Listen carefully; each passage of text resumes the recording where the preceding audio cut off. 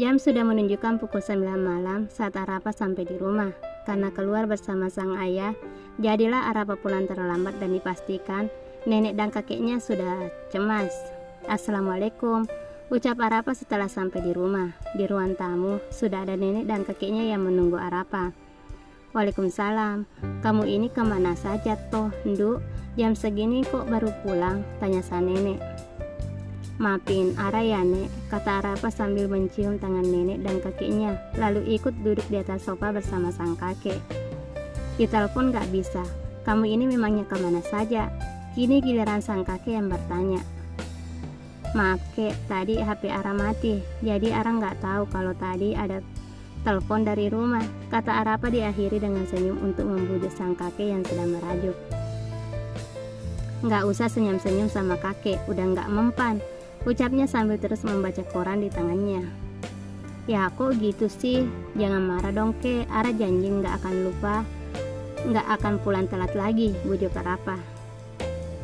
Kakek gak suka kamu pulang malam kayak gini, kata sang kakek sambil terus mengacuhkan Arapa.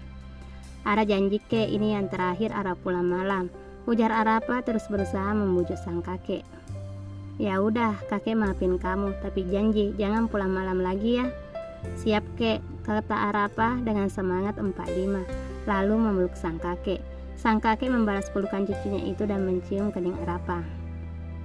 Kakek khawatir sama kamu, Nduk, ucap sang kakek pelan. Iya, Ara tahu, kata Arapa sambil terus memeluk sang kakek.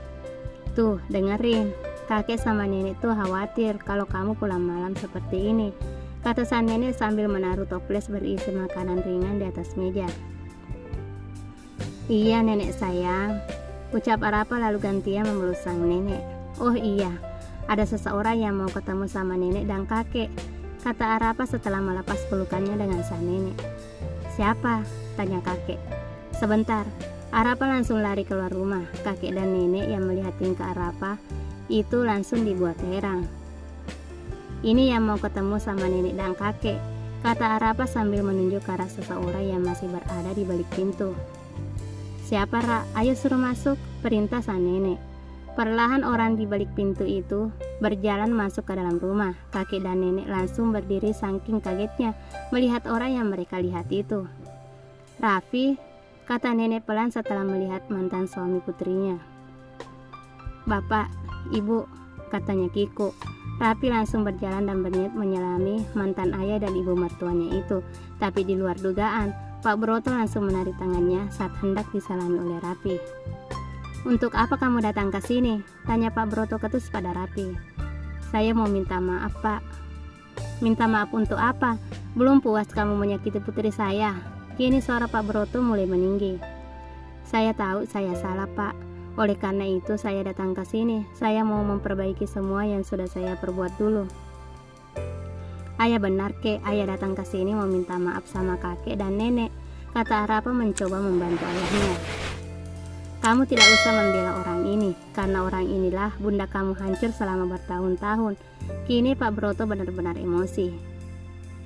Saya tahu, saya menyakiti Rahma, Pak. Saya menyakiti kalian semua. Maka dari itu saya datang ke sini, saya mau memperbaiki semuanya, kata Raffi sambil berlutut di depan Pak Broto. Tolong beri saya kesempatan. Sudah terlambat, kata Pak Broto. Sudah tidak ada lagi gunanya kamu datang ke sini. Lalu mendorong Raffi hingga terjatuh di hadapannya. Bruk, Arapa yang melihat kejadian itu langsung menangis sambil membantu ayahnya untuk berdiri, sedangkan sang nenek mencoba menenangkan suaminya. Saya minta kamu pergi sekarang, perintah Pak Broto pada Raffi. Pergi, jauhi Arapa dan jangan pernah kembali. Kata-kata yang sangat Raffi khawatirkan akhirnya keluar juga dari mulut Pak Broto. Arapa terkejut bukan main. Mendengar kata-kata kakeknya itu, Arapa tidak ingin hari ini menjadi hari terakhirnya bersama dengan ayahnya. Jangan usir ayah. Hon, pinta Arapa memohon sambil menelungkupkan tangannya pada sang kakek diiringi tangis. Raffi yang tak bisa melihat putrinya itu menangis, langsung menarik dan memeluk putrinya erat-erat.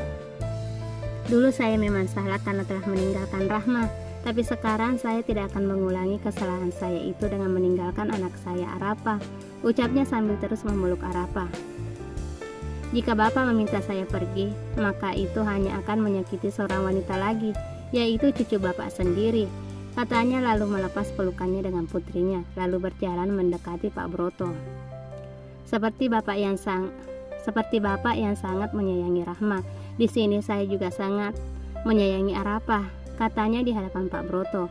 Jika Bapak bisa melakukan apa saja untuk putri Bapak, di sini saya juga bisa melakukan apa saja untuk putri saya. Arapah hanya bisa menangis sambil memeluk neneknya, sehingga membuat sang kakek kini bebas melakukan apa saja pada ayahnya, karena sudah tidak ada yang menahannya lagi. Pukul saya jika itu bisa menjadi pelampiasan kemarahan Bapak pada saya tidak akan melawan. Saya akan melakukan apa saja untuk putri saya. Melihat Rapi di hadapannya membuat Pak Broto ingin segera menghabisi lelaki yang telah menyakiti anaknya. Ia tidak akan pernah lupa bahwa Rapi telah menceraikan putrinya hanya dengan selembar surat.